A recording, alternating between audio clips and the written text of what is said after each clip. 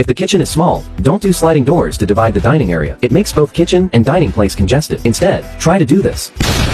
1. Remove partition walls and sliding doors. More spacious and transparent. 2. Remove the old small four-seater dining set. Instead, install smart customized dining table with island that can fit 6 people and act as a place for storage and meal preparation, which encourage family bonding and interaction. 3. Extend the kitchen cabinet into the dining area with embedded space for refrigerator. A set of electrical cabinets and sideboards can also be added. Measure the cabinet and the gap correctly for precision and ventilation by following the measurement provided. 800 mm width plus 600 mm depth, and the front part will be completely flush with the cabinet. Adopt bottom front cooling method for better air circulation to ensure proper refrigeration cycle. Embed skirting boards and the waistline of the refrigerator should in-line connecting with the lines of the cabinets for integration for overall clean and tidy design. 4. The top surface is also not made of aluminum gusset ceiling. Drywall the ceiling and install embedded anti-glare LED spotlights for overwhelming cozy atmosphere. 5. Install the light strip under the wall cabinets for extra smart lighting control. Follow for more.